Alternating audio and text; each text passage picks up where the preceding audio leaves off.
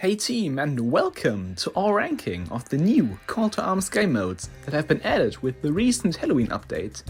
As you may know, there are various enemies, Easter eggs and maps that make each survival mode unique, which is why we created a personal list of the stages we found the most appealing to the least appealing.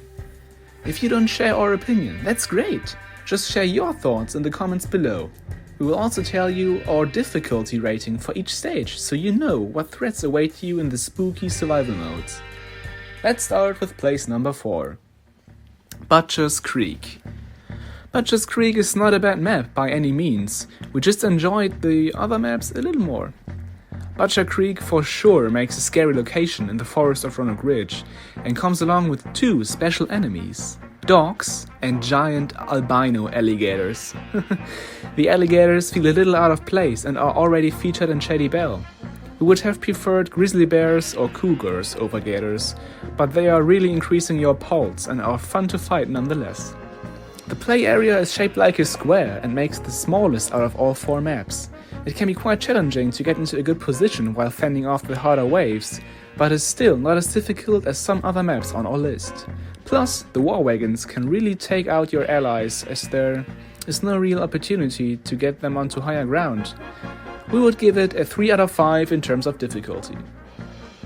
Let's move on to the next map on our list, number 3, BOLGER GLADE. BOLGER GLADE is the perfect candidate for a Call to Arms map. In fact, it is a real battlefield from the Civil War that took place before the events of Red Dead Redemption 1 or 2, which adds a little more meaning to an area that you usually don't find yourself being in while playing online. Fitting to the state you play in, you will get attacked by cougars in Wave 5, which is the special wave in every Halloween Call to Arms mode, by the way. Cougars, as you all know, are extremely dangerous if you let them get too close to you, so you should try to get some higher ground, which can be quite difficult to get to. The play area is the largest out of all the new maps and it's extremely wide open, offering few places to get in cover. That can be a real pain in the stew when you get confronted with sharpshooters and war wagons, plus I would not recommend hiding in the trenches. You can hide in a wooden fort that has been generously provided by ROCKSTAR, but this still doesn't do the trick. Bring along some friends, forget about your allies, they're dead anyway. So there's a 4 out of 5 in terms of difficulty. Definitely the hardest Call to Arms map, but quite immersive as well. Next up on the second spot is Armadillo. I imagine that most people have this on their number 1 spot on their list, and I can completely understand why. Armadillo is one of our favorite towns in the game and is that classic dusty, rotten Wild West town you'd see in an old movie. The play area is about as large as the town is big and offers a lot of places to get in cover, to sharpshoot or simply hide during the harder waves. The special wave features a ghost train, which is an Easter egg that has been implemented from the story mode. That is very cool, and we would love to see that with more Easter eggs from the main game. The train drops a bunch of armed zombies at the train station, which isn't quite as unique as the other ones, but the train is still a sight to see. In the end, the map is very fair, but takes a while to build up.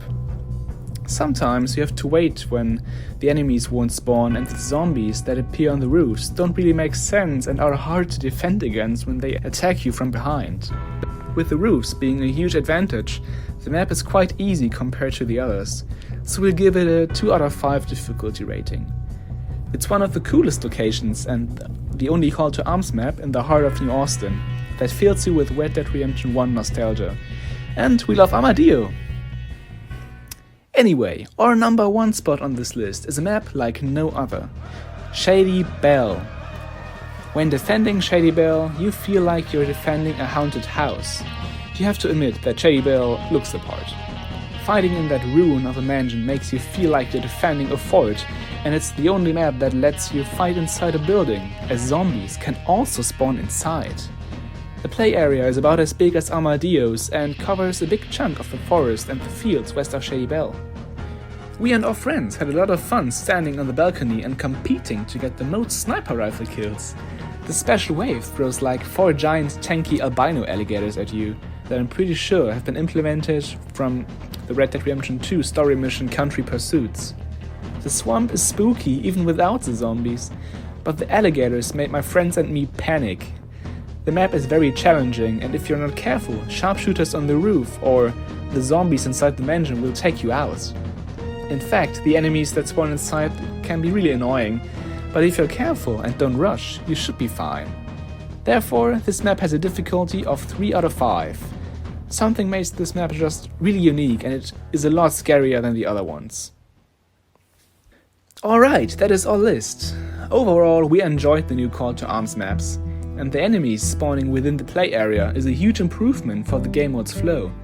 In the regular Call to Arms maps, you're usually circling the outer edge of the area because of how long it takes the enemies to get to you. Halloween Call to Arms feels more like you're defending instead of attacking. On the other hand, the new maps could be improved by making the zombies behave more like actual zombies. They can have guns, but they should look the part.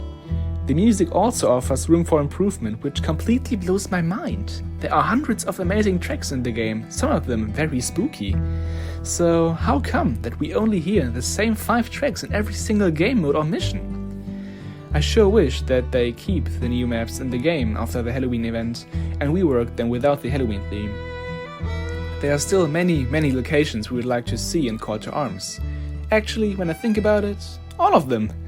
That sure is a lot of work, but wouldn't that be a great opportunity to add developer tools like the ROCKSTAR editor or the ROCKSTAR creator? That way, the player base could create their own content for years to come, and ROCKSTAR could focus on developing better content updates. These are our suggestions and thoughts about the new Call to Arms modes, but now it's your turn. How do you think the game should be improved, and what is your favorite map among those 4? We would really like to read your thoughts and opinions in the comments below. That being said, thank you all for watching and goodbye.